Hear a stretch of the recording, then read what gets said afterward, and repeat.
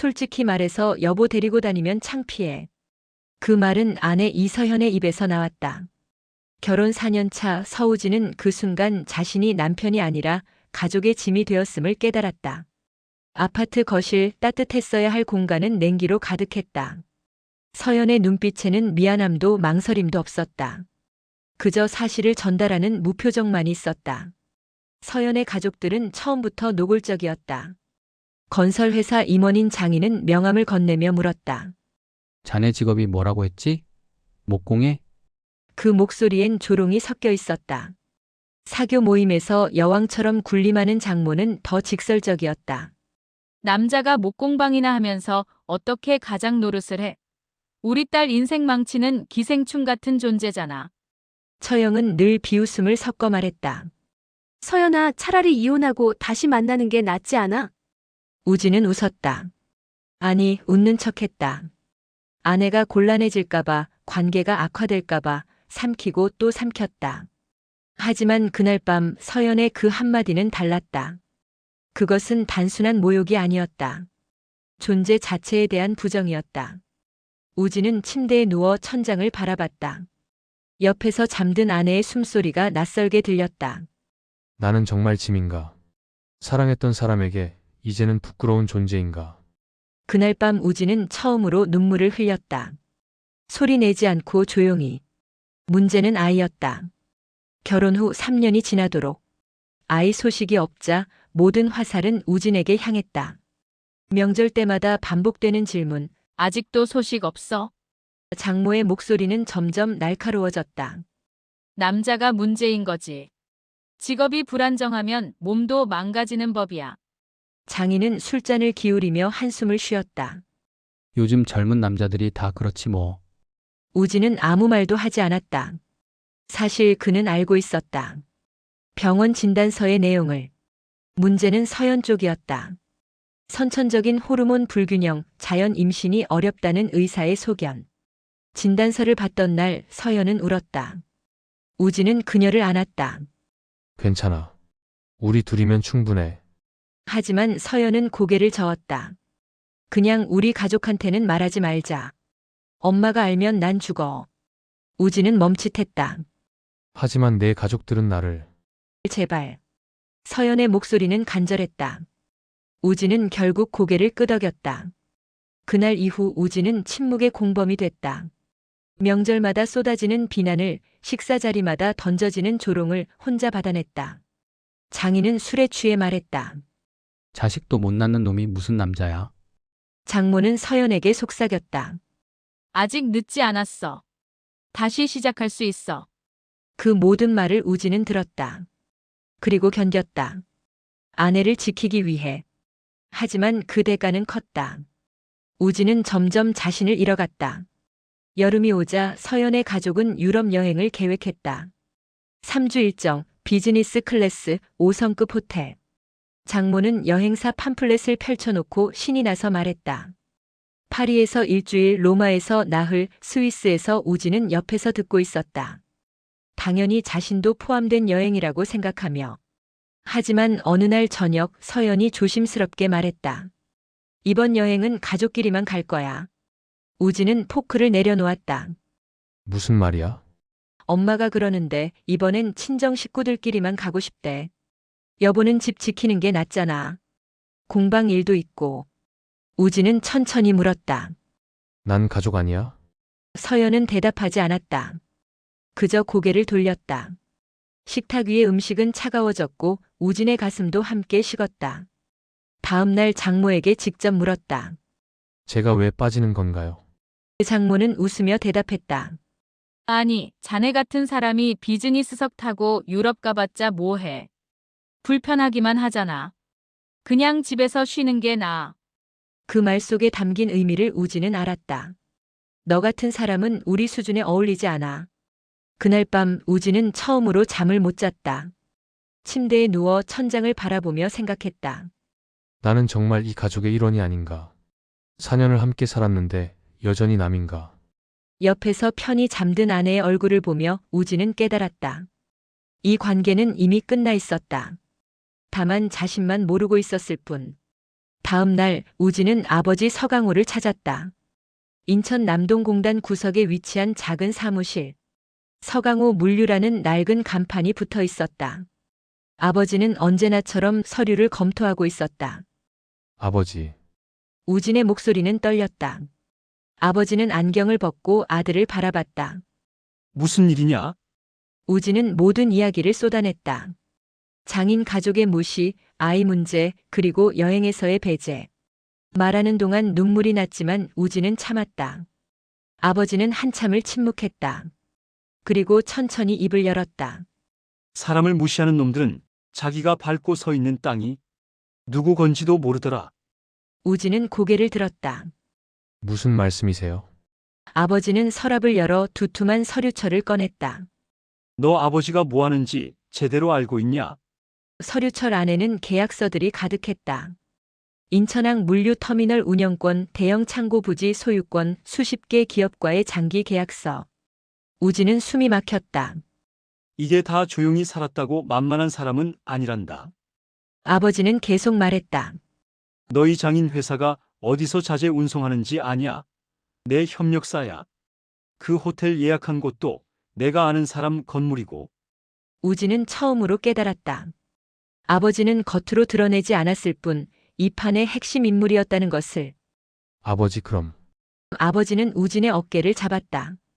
우진아, 네가 원하면 내가 움직일게. 하지만 이건 내 인생이야. 내가 결정해.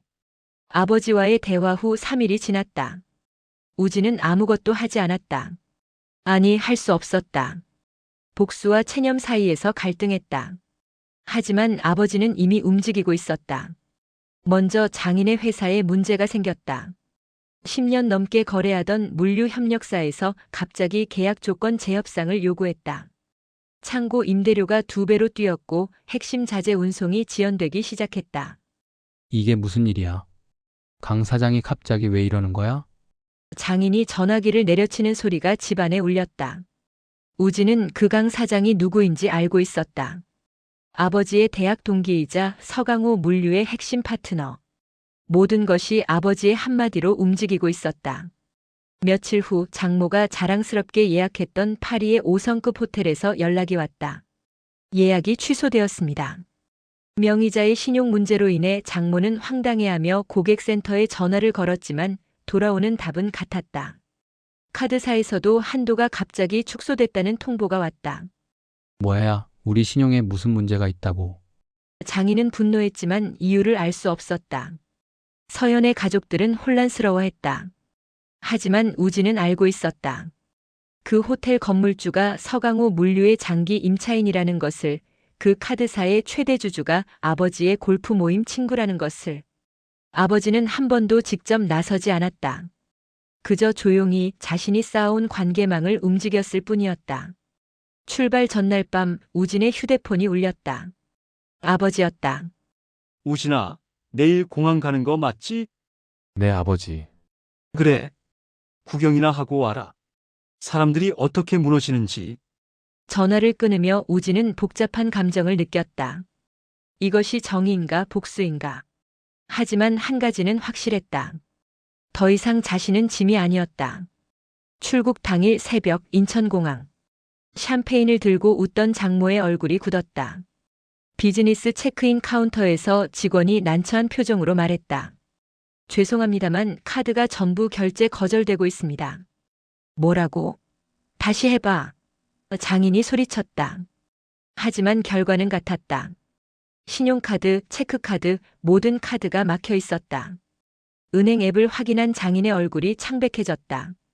계좌가 동결되어 있었다. 이게 무슨? 장모는 떨리는 손으로 여행사에 전화를 걸었다.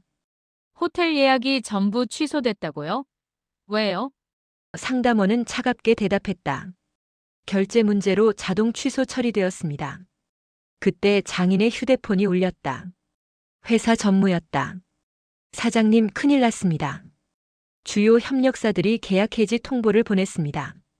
서강호 물류 쪽에서 장인은 그 이름을 듣는 순간 얼어붙었다. 서강호?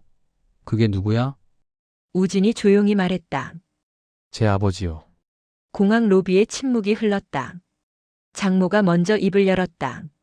뭐라고? 서강호. 제 아버지 이름입니다. 서강호 물류 대표. 장인은 비틀거렸다. 그는 알고 있었다.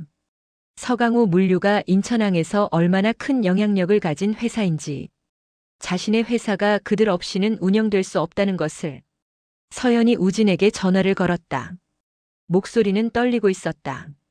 당신 무슨 짓을 한 거야? 우진은 담담히 대답했다. 아무것도. 거짓말하지 마. 우리 가족이 지금. 그냥 더 이상 걔처럼 살지 않기로 했을 뿐이야.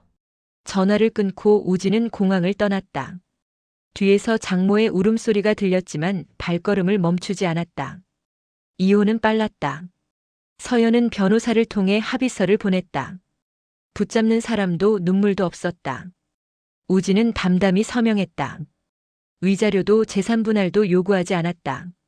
그저 자유가 필요했다. 1년 후 우진은 공방을 확장했다.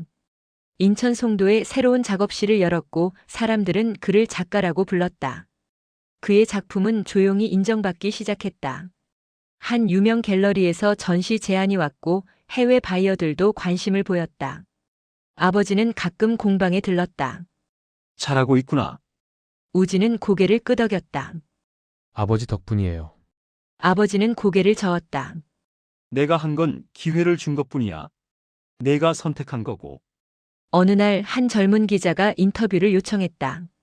서우진 작가님, 몇 년 전 큰 변화가 있으셨다고 들었어요. 그때 왜 끝까지 참았어요? 우진은 잠시 생각하다 웃으며 말했다. 사람은요, 참다가 망가지는 게 아니라 자기 자신을 버리는 순간 망가지는 거더라고요. 저는 그걸 깨달은 거예요. 늦었지만요. 후회는 없으세요? 우진은 창밖을 바라봤다. 바다가 보이는 작업실, 자신의 손으로 만든 작품들, 그리고 자유. 없어요. 이제는 누군가의 남편이 아니라 저 자신으로 살고 있으니까요. 기자가 떠난 후 우진은 다시 작업대 앞에 앉았다. 나무를 깎는 소리가 조용히 울렸다. 그 소리 속에서 우진은 평화를 느꼈다. 누구의 눈치도 보지 않는, 누구에게도 짐이 되지 않는 온전한 자신으로서의 살. 그것이 그가 찾은 답이었다. 서우진의 이야기는 여기서 끝납니다. 하지만 당신의 이야기는 어떤가요? 혹시 지금 누군가의 기대와 시선 속에서 자신을 잃어가고 있지는 않나요? 사랑한다는 이유로, 가족이라는 이유로, 참아야 한다는 이유로 자신의 존엄을 내려놓고 있지는 않나요? 우진이 깨달은 것처럼 사람은 참다가 망가지는 게 아닙니다. 자기 자신을 버리는 순간 망가지는 것입니다. 당신이 누군가에게 짐이라는 말을 들었다면 그것은 당신의 문제가 아닙니다. 당신의 가치를 제대로 보지 못하는 그들의 문제입니다. 당신은 충분히 소중하고 존중받을 자격이 있습니다. 때로는 관계를 끝내는 것이 무너지는 것이 아니라 다시 서는 것입니다. 자신을 지키는 것이 이기적인 게 아니라 가장 용기 있는 선택입니다. 이 이야기가 당신에게 작은 위로가 되었기를 바랍니다. 더 많은 이야기가 궁금하시다면 구독과 좋아요를 눌러주세요. 여러분의 응원이 더 좋은 이야기를 만드는 힘이 됩니다. 댓글로 당신의 생각을 나눠주세요. 구독과 좋아요, 알림 설정이 큰 힘이 됩니다. 당신의 삶에서 당신이 주인공입니다. 누구도 당신의 존엄을 빼앗을 수 없습니다. 오늘도 당신을 응원합니다.